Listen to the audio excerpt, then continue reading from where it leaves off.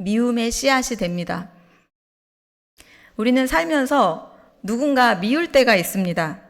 그런데 그 감정이 어디서 왔는지 모른 채 상대의 단점을 찾고 내 미움을 정당화, 합리화하려고 합니다. 하지만 솔직히 들여다보면 그 미움은 상대가 나빠서가 아니라 내 안에 열등감과 피해의식, 시기심 때문일 때가 많습니다. 저도 청년 시절 그런 마음이 있었습니다. 같은 교회 또래 청년이 밉더라고요. 그 친구가 잘못해서 그런 줄 알았는데 제 마음을 들여다보니 저는 지방에서 올라와서 힘들게 고생하는데 그 친구는 중직자 가정에 부족함 없이 사는 것처럼 보이니까 미웠던 거였습니다. 그리고 세 번째 발의 왜곡은 공동체 전체에 대한 것이었습니다. 열등감이 마음속에 깊이 자리 잡으면 마지막에는 공동체 전체를 잘못 보게 됩니다. 나는 교회에서 힘든 일만 하고 인정도 못 받고 교회는 나같이 가난하고 별 볼 일 없는 사람은 신경도 안 써. 하나님도 나보다 저 성도를 더 사랑하실걸? 나는 아무런 필요가 없는 존재인 거지.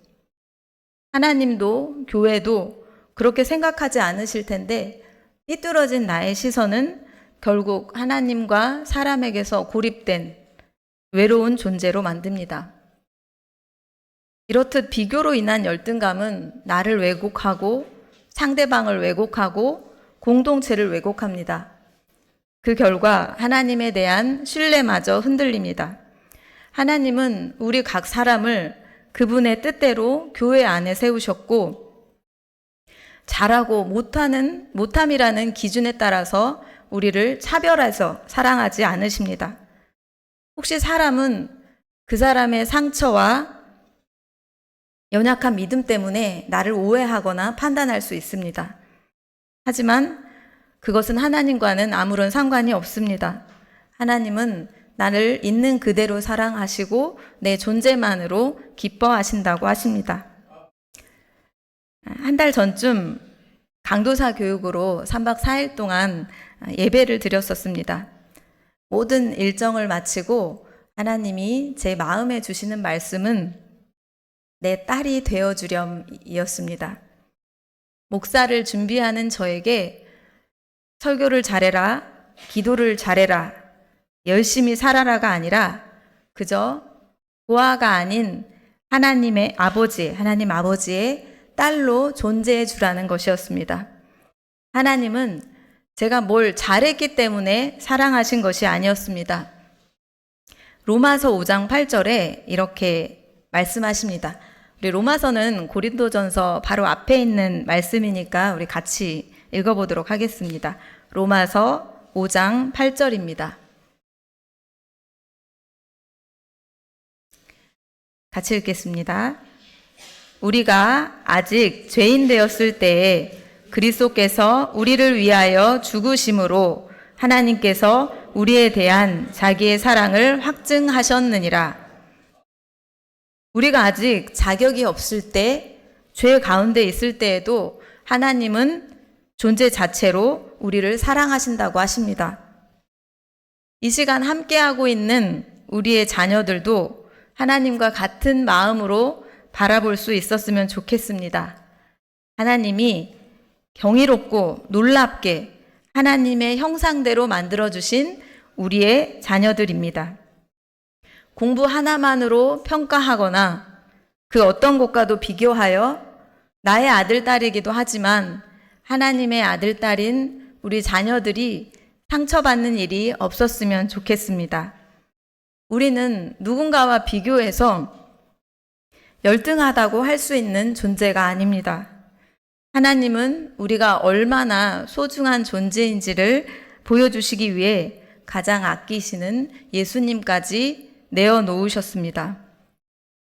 하지만 이 진리를 받아들이지 못하면 반대로 다른 사람을 무시하고 판단하는 우월감에 빠질 수 있습니다.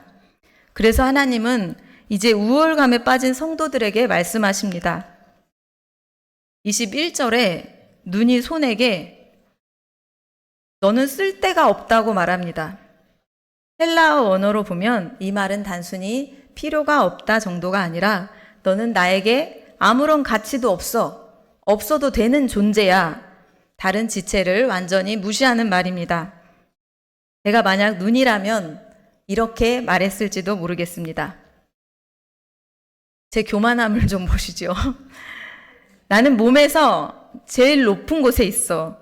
예쁜 꽃도 날아오는 공도 내가 제일 먼저 알아. 그런데 손, 너는 뭐하니? 맨날 뭐 들고 동생 때리고 힘쓰는 일이나 하지. 내가 봤을 때 손 너는 없어도 돼. 하지만 이 말에는 심각한 착각이 숨어 있습니다. 눈이 아무리 뛰어나도 손이 없으면 중요한 만남 앞에서 눈곱을 뗄 수도 없고 렌즈를 낄 수도 없습니다. 공이 날아와도 손이 막아주지 않으면 파란 눈이 됩니다.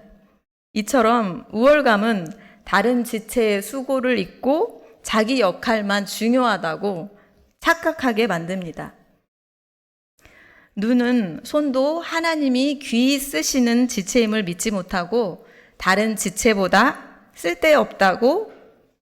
다른 지체를 쓸데없다고 판단합니다. 판단은 우리가 할 수 있는 영역이 아닙니다. 우리를 창조하신 하나님만이 하실 수 있습니다. 눈처럼 손을 판단한다면 손을 창조하신 하나님을 판단하는 것과 같습니다. 저도 청년 시절 그런 우월감에 빠진 적이 있었습니다. 오늘은 저의 흑역사를 푸는 날인 것 같습니다. 학원에서 아이들을 가르칠 때였는데요. 지금의 제 나이쯤 되는 동료 선생님을 제 마음속으로 무시했었습니다. 나는 젊고 능력 있고 이 선생님 없이도 다 잘할 수 있을 것이라고 생각했습니다. 그리고 저만 인정받기 위해서 그 어떤 도움도 청하지 않고 혼자 했습니다. 그러다가 폐결핵에 걸려서 저는 혼자서 수업을 다 감당할 수 없게 되었습니다. 그제야 처음으로 제가 무시하던 그 선생님께 도움을 청했습니다.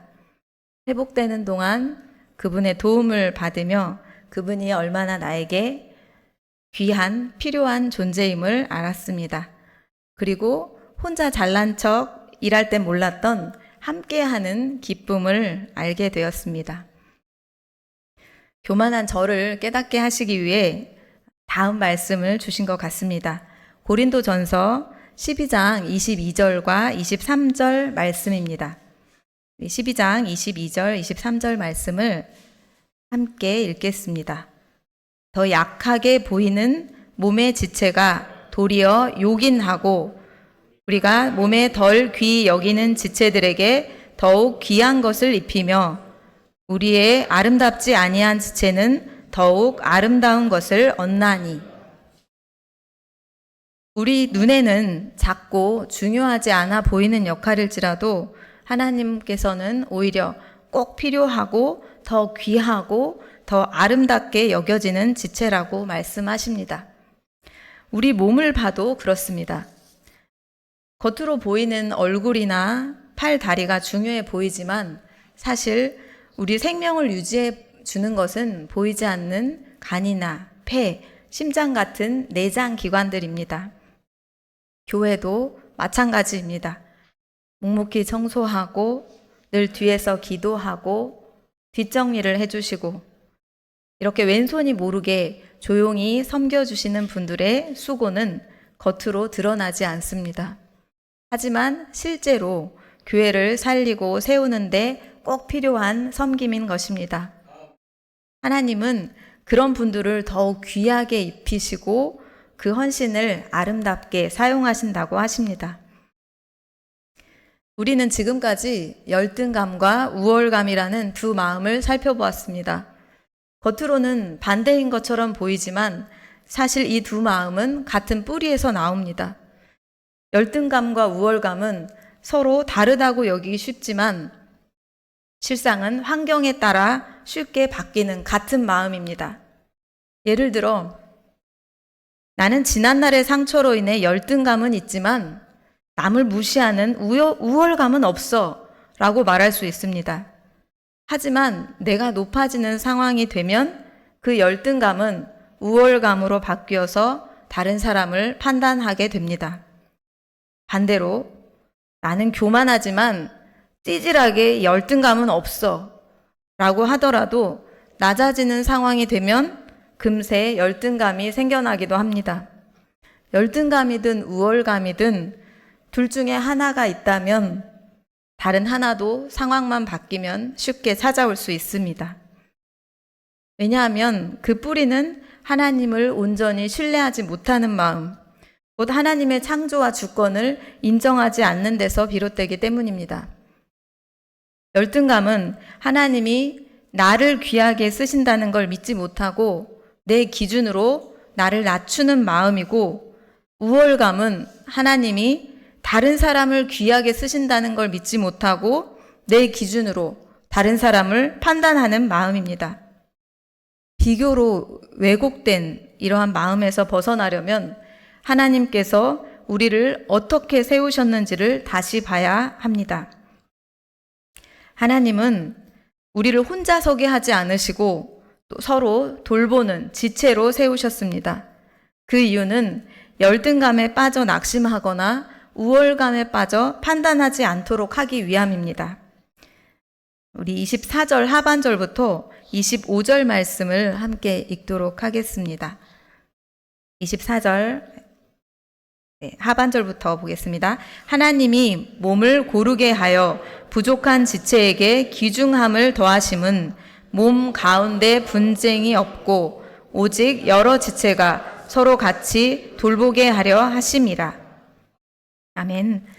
하나님은 교회를 세우실 때 능력 있는 사람만 드러나게 하신 것이 아니라 서로 다른 지체들이 조화롭게 어울리도록 하시고, 특별히 연약해 보이는 지체에게는 더 큰 귀중함을 더하셨다고 하십니다. 그리고 그렇게 하신 이유는 몸 가운데 분쟁이 없고 서로 돌보게 하려고 하셨다고 하십니다. 누군가는 스스로 작아지지 않도록, 또 누군가는 다른 사람을 무시하지 않도록 모두가 서로를 귀히 여기고 돌보게 하려는 것입니다. 이것이 하나님이 원하시는 교회의 모습입니다. 그런 교회의 모습을 지난달 다음 세대 붕어빵 섬김을 통해 보았습니다. 잠깐 그 붕어빵 섬김을 했던 영상을 보겠습니다.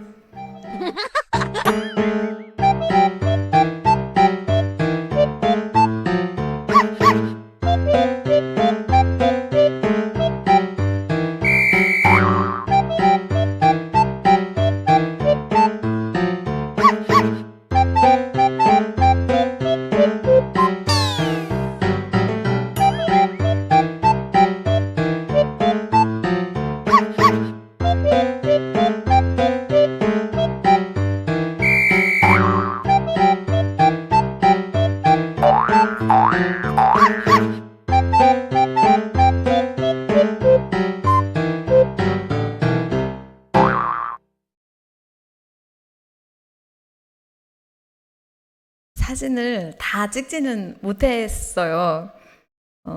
신호등까지 달려가가지고 붕어빵을 전해주는 우리 강찬이의 모습과 하혜리가 진열하는 각 잡힌 붕어빵의 모습을 찍지 못해가지고 아쉽습니다. 어른들이 아이들에게 역할을 따로 정해주지 않았거든요. 그런데 한 번씩 붕어빵을 구워보더니 자연스럽게 각자의 자리를 찾았습니다. 은호랑 라온이는 주로 봉투에 스티커를 붙이고, 주호는 붕어빵을 굽고, 서훈이는 맛을 보고, 초코, 치즈, 슈크림 되게 다양한 게 있었는데 서훈이가 맛있다고 하면 오케이. 그리고 하혜리는 봉투에 담고, 또 강찬이는 지나가는 분들께 나눠주었습니다. 누가 더 중요한 일을 했다고 말할 수 있을까요? 누구도 혼자 다 하지 않았고 모두가 자기 자리를 기쁘게 감당했기 때문에 붕어빵이 만들어졌고 따뜻한 섬김이 전해졌습니다. 조화롭게 각자의 역할을 하는 것이 서로를 돕게 되는 하나님의 몸된 교회의 축소판이었던 것 같습니다. 말씀을 맺고자 합니다. 오늘 본문을 통해 하나님이 우리에게 말씀하셨습니다. 첫째, 하나님이 나를 세우셨습니다. 나는 우연히 이 자리에 있는 것이 아니라 하나님이 뜻하시고 이 교회, 이 공동체에 나를 세우셨습니다. 둘째, 하나님은 다른 지체도 귀히 여기십니다. 그러므로 우리는 누구도 무시할 수 없고 누구도 필요 없는 사람은 없습니다. 셋째, 하나님은 우리가 서로 돌보게 하셨습니다. 그러므로 우리 모두는 교회 안에서 서로에게 꼭 필요한 하나님의 선물입니다. 저를 따라 서로에게 고백하고 말씀을 마치겠습니다. 손 동작도 따라서 하시면 되겠습니다. 하나님이 세우신 나. 하나님이 귀히 여기시는 당신. 하나님이 서로 돌보게 하신 우리. 우린 서로에게 꼭 필요한 하나님의 선물입니다. 네. 아멘. 네.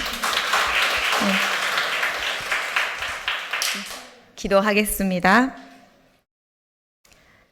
좋으신 하나님 아버지, 우리를 예수 반석교회라는 한 몸으로 함께하게 하시니 감사합니다. 이 땅에 사는 동안 열등감과 우월감에 빠지게 될 때 낙심하지 않고 하나님 앞에 솔직한 기도로 나아갈 수 있게 해주세요. 나와 다른 지체 모두 하나님의 몸된 교회 안에서 얼마나 소중한 지체인지 깨닫기를 소망합니다. 나를 세우신 하나님을 믿고 서로를 귀하게 여기며 서로 돌보는 하나님이 원하시는 공동체가 되게 해주세요. 우리의 다음 세대들이 그러한 공동체 안에서 하나님의 사랑을 배우며 건강하게 자라나게 해주세요. 예수님의 이름으로 기도합니다. 아멘.